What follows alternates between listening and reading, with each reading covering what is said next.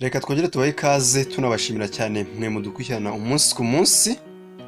Ikiganiro ni iriba tuvomaho, ubusanzwe ni Bwana Safi patanije na mugenzi wanjye. Ibisanzwe ni Amos Walibora. Amos Walibora rero abakunzi bacu utarakora subscribe twamusaba kuri subscribe kugira ngo ajye dukujyana umunsi ku munsi. Yes, of course. No kuvuga rero ko uyu munsi twateguriye abakunzi bacu ukuri ku bintu bijyanye n'urukundo cyangwa se Love facts mu rurimi rw'icyongereza. Amos, reka twanzike dubwira abakunzi bacu.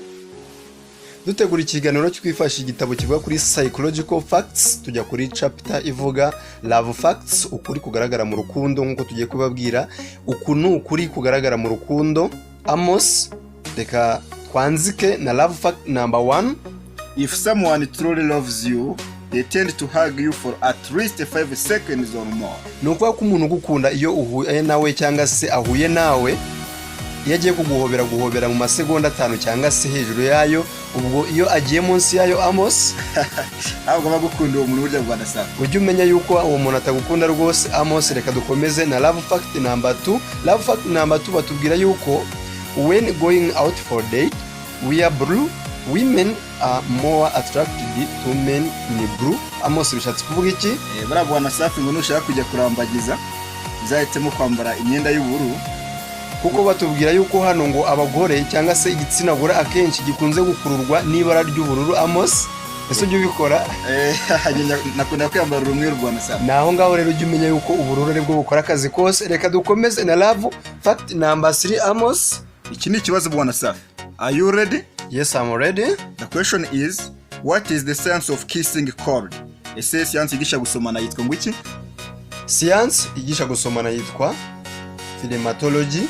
Correct. Gusomana nacyo ni ikindi kimenyetso kigaragaza urukundo. Hari filime yigeze gukinwamo abakina nkuru, ngo ndavuga abakunzi basomanye inshuro nyinshi. Iyo filime yitwa Don Juan, yakinwe mu 1926. Amos, abakina nkuru ni bande? Ese inshuro basomanye ni zingahe?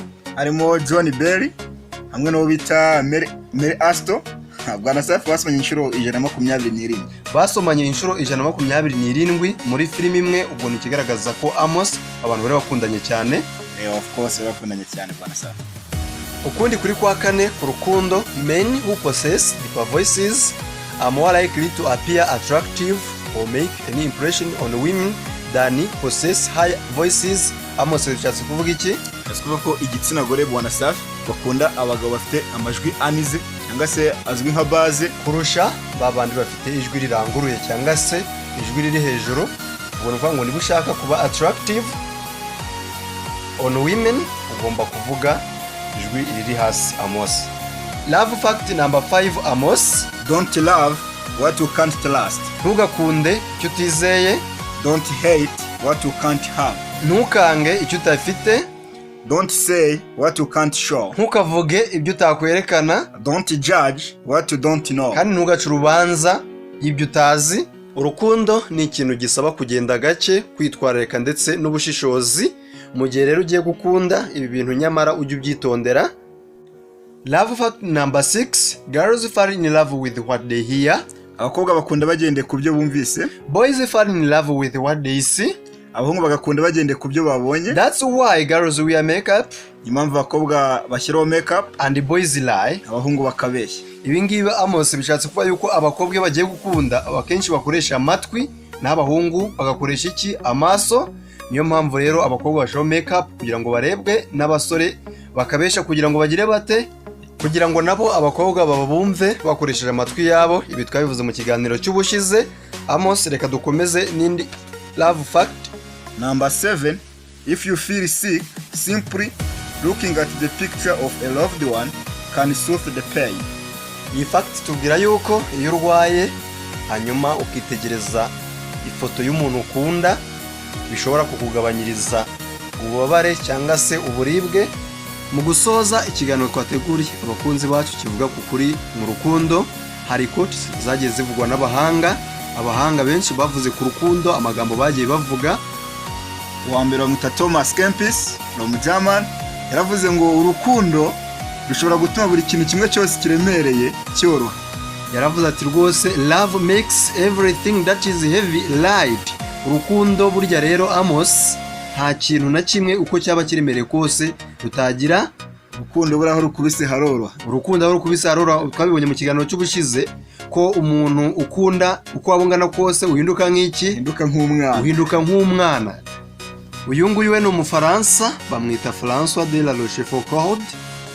Yaravuze ngo urukundo rwa nyarwo ngo ni nk'imizimu cyangwa se imyuka mibi, aho buri wese aruvugaho akavuga duke yarubonyeho.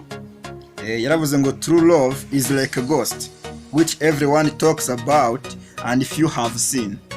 Bishatse kuvuga yuko urukundo abantu badashobora kurusobanurira kimwe, buri wese aruvugaho akavuga dukeya aruziho.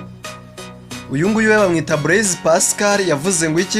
We never love a person but only qualities. Ngo ntabwo dukunda umuntu ahubwo dukunda ibimuranga, umutima ufite, uko uteye, uburyo witwara, nibyo bituma bagukunda. Wanyuma bamwita Josh Billings from America, we yaravuze ati a dog is the only thing on the earth that loves you more than he loves himself.